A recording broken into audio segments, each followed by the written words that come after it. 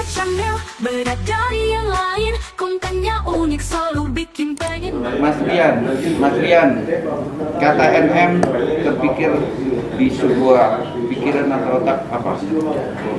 NM aku teman baik dulu sekali dari zaman ya dari zaman belum jadi apa-apa gitu, masih zaman merintis kita.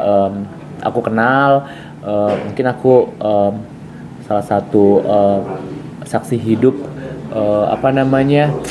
perjuangannya dia dari nol sampai dia mana ya, sampai dia sukses. Aku melihat. Nah, terus ya itu.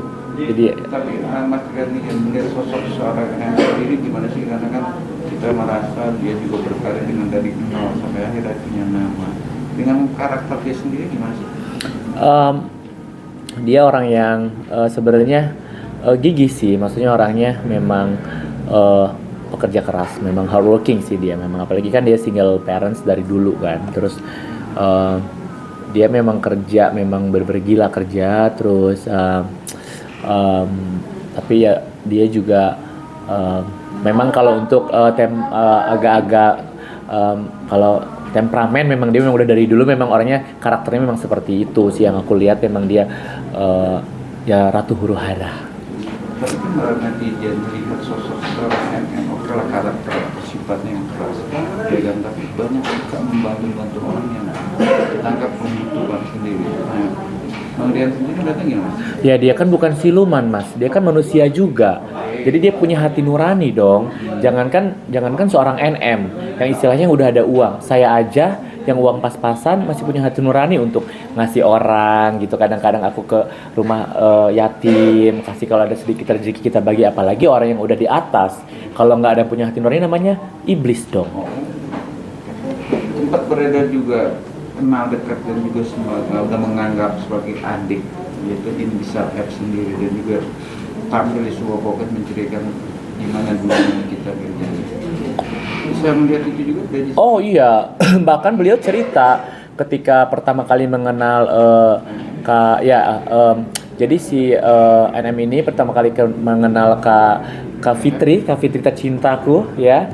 Itu dia cerita sampai dia ngomong, katanya ntar gue kenalin ada gue punya kakak-kakaan gue baik, kaya gitu segala macam. Oh iya gitu segala macam. Terus sampai aku nggak ya udah sampai aku dikenalin, terus akhirnya aku juga kenal Kak Fitri, sampai aku ada ribut-ribut sama NM, terus akhirnya aku juga Kak Fitri juga ter brainwash saat itu. Terus ya udah akhirnya Kak Fitri juga jadi Kak Fitri nggak benci sama aku, nggak benci, nggak ada masalah apa-apa, cuma memang kita lost communication. Nah udah setelah Kak Fitri udah nggak lagi sama si NM, hubungan aku baik lagi sama Kak Fitri sampai sekarang gitu. Sepilih gitu tadi pertanyaan saya belum dijawab soal mengenal seorang NM itu latar belakang dan nanti apa sih sebagai apa? Dia dulu sebagai model, awal-awal tuh model. Mas Rian sendiri pengalaman NM sebelumnya sebagai apa dan kenalan gimana? Oh oke. Aku dulu kenalnya dari ada namanya Sintiara Alona, temen klien aku make up, terus akhirnya dia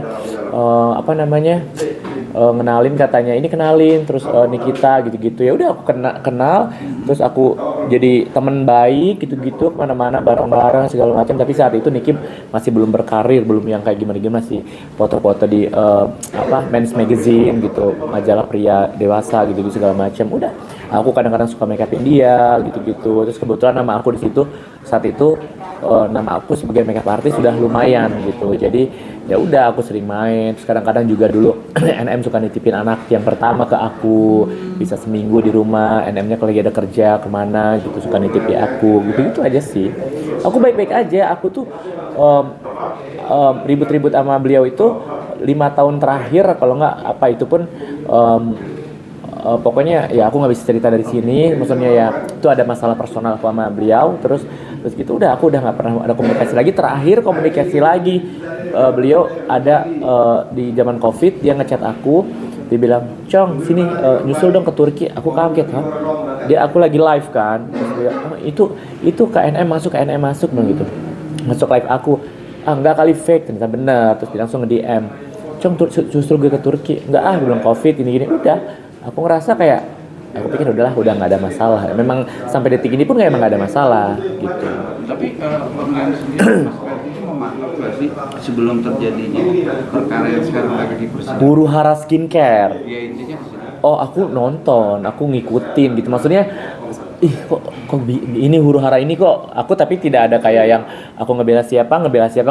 Aku ngebela yang aku bukan ngebela, aku pengen lihat mengikuti yang benar aja. Semoga yang benar, yang benar, semoga dia yang menang gitu. Jangan yang ya semoga hukum ini bisa tegak lurus gitu-gitu. Nggak mau yang kayak yang salah dibenar-benarkan, yang benar disalah-salahkan gitu. Tapi kan ini pertanyaannya kan hukum tadi menyebut sendiri Ya. benar ya benar dan salah. Ya. Tapi secara hati nurani seorang Rian yang telah mengenal Nikita lama dan sampai punya anak pun mengenal dia ya. Mm-mm. Nah, melihat dari kata batin atau hati nurani Rian sendiri gimana sih dalam arti kata kasihan ke anak proses hukumnya, kasihan anak punya anak apa gimana nih? Oh, aku nggak ada.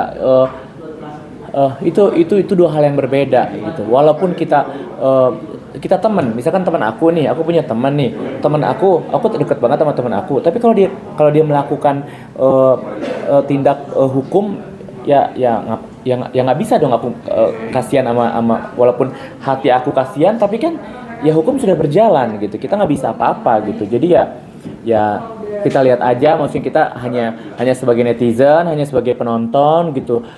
Ya semoga yang memang yang salah yang dihukum gitu, yang benar ya jangan dihukum gitu loh. Ya semoga para penegak hukum di luar sana